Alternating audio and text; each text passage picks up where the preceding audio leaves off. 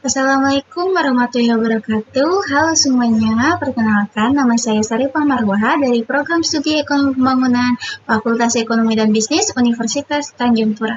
Nah, di sini saya akan menjelaskan beberapa materi tentang ekonomi publik.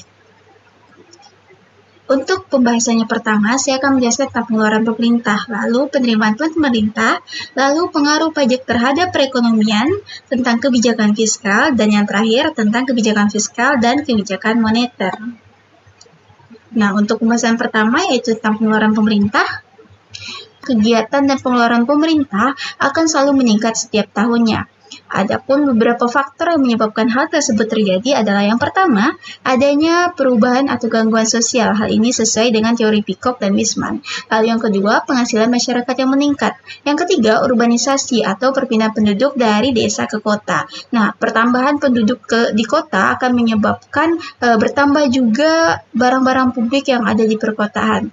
Jika sudah membahas barang publik, maka otomatis itu akan berpengaruh terhadap pengeluaran pemerintah dan peran pemerintah di dalamnya. Lalu yang keempat, perkembangan demokrasi. Barang-barang publik akan bertambah seiring dengan perkembangan demokrasi. Lalu yang kelima, peranan pemerintah yang semakin besar. Yang keenam, semakin banyaknya kegiatan atau program sosial atau kesejahteraan untuk masyarakat.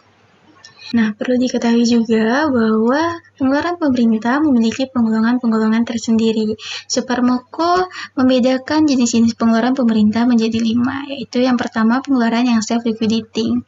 Nah, misalnya ini untuk jasa-jasa negara atau untuk pengeluaran produktif seperti untuk ekspor. Lalu yang kedua pengeluaran yang reproduktif. Nah, misalnya di sini untuk biaya bidang pengairan, pertanian, pendidikan, kesehatan, dan lain sebagainya. Lalu yang ketiga, pengeluaran yang tidak self-liquidating dan tidak produktif. Misalnya di sini adalah untuk objek-objek pariwisata, pengeluaran pendirian monumen, dan lain sebagainya. Lalu yang keempat yaitu pengeluaran yang langsung menimbulkan pemborosan. Nah, kenapa demikian? Karena pengeluaran ini tidak menimbulkan penerimaan kembali untuk pemerintah. Nah, misalnya untuk biaya perang dan untuk bencana alam. Lalu yang kelima, pengeluaran yang merupakan penghematan di masa yang akan datang.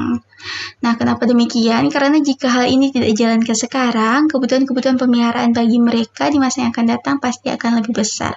Contoh pengeluaran ini yaitu untuk pengeluaran anak-anak yatim. Nah, lalu pembahasan yang kedua yaitu tentang penerimaan pemerintah. Penerimaan pemerintah seringkali disebut sebagai pajak. Kenapa demikian?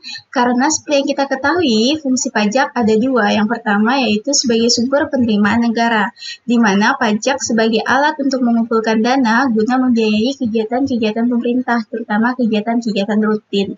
Lalu yang kedua sebagai alat mengatur, di mana di sini pajaklah yang mengatur dan mengawasi kegiatan-kegiatan swasta dalam perekonomian. Pajak juga mempunyai beberapa jenis. Yang pertama, pajak progresif. Pajak dikatakan progresif apabila pajak itu dikenakan dengan persentase yang semakin tinggi, seiringnya dengan semakin tingginya kemampuan membayar pajak atau kita kenal taxable capacity.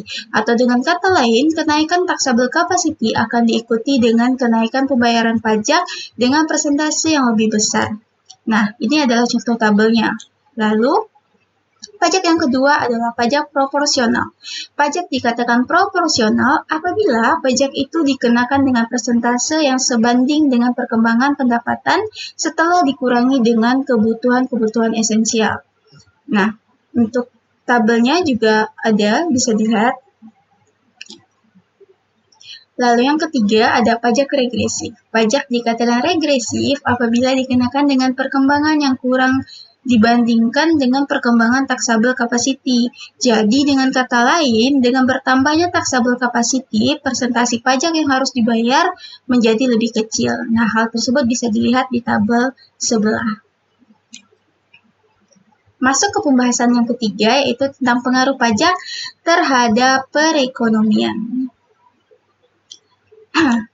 Ada beberapa pengaruh pajak terhadap perekonomian. Yang pertama, pengaruh pajak terhadap produksi. Nah, hal ini berkaitan dengan kemauan dan kemampuan untuk bekerja, menabung, dan berinvestasi.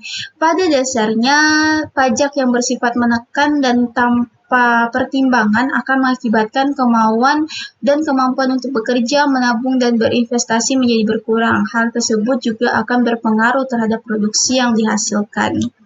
Nah, yang kedua, pengaruh pajak terhadap komposisi produksi. Pajak juga dapat mengakibatkan penyimpangan dalam penggunaan faktor produksi, di mana penggunaan yang seharusnya menghasilkan produksi yang maksimum menuju ke arah penggunaan yang menghasilkan produksi yang lebih sedikit. Lalu yang ketiga, pengaruh pajak terhadap distribusi pendapatan. Nah, masuk ke pembahasan keempat, yaitu tentang kebijakan fiskal. Kebijakan fiskal muncul dari adanya pengeluaran dan penerimaan pemerintah, di mana pada dasarnya pengeluaran maupun penerimaan pemerintah dapat diubah guna mencapai kestabilan ekonomi. Nah, teknik mengubah pengeluaran dan penerimaan pemerintah inilah yang kita kenal dengan kebijakan fiskal atau politik fiskal. Kebijakan fiskal juga mempunyai beberapa jenis. Yang pertama, pembiayaan fungsional. Hal ini adalah sebuah kebijakan pemerintah yang bertujuan mengatur pengeluaran pemerintah melalui peninjauan akibat pendapatan langsung serta usaha peningkatan kesempatan kerja. Lalu jenis yang kedua yaitu pengelolaan anggaran, yaitu sebuah bentuk kebijakan pemerintah dalam pengeluaran, perpajakan, dan pinjaman guna menciptakan kondisi ekonomi yang stabil. Yang ketiga, stabilisasi anggaran otomatis, yaitu sebuah kebijakan pemerintah yang bertujuan untuk mengatur pengeluaran pemerintah dengan meninjau besarnya biaya dan manfaat dari berbagai program dengan tujuan penghematan. Yang keempat, anggaran belanja seimbang. Nah, sesuai dengan namanya, yang berarti realisasi pendapatan negara harus sama dengan jumlah realisasi pengeluaran atau belanja negara.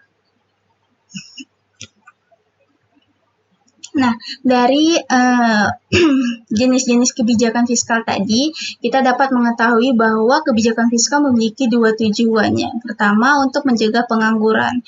Tujuan ini dipenuhi dengan cara melakukan proyek pembangunan negara sehingga pemerintah dapat menciptakan lapangan kerja baru dan mengurangi pengangguran. Lalu tujuan yang kedua, untuk menjaga stabilitas harga.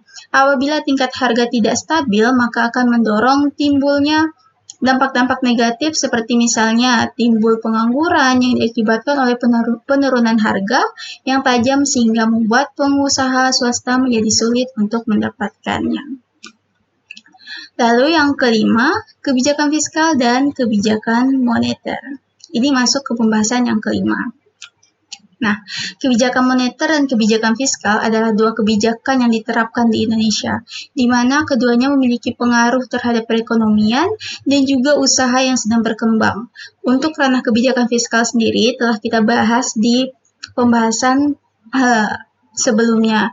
Nah, untuk ranah kebijakan moneter sendiri akan kita bahas bersama di sini. Kebijakan lain dalam kebijakan moneter. Jadi kebijakan moneter itu mempunyai kebijakan-kebijakan lain. Di mana yang pertama yaitu kebijakan operasi pasar terbuka. Apa itu?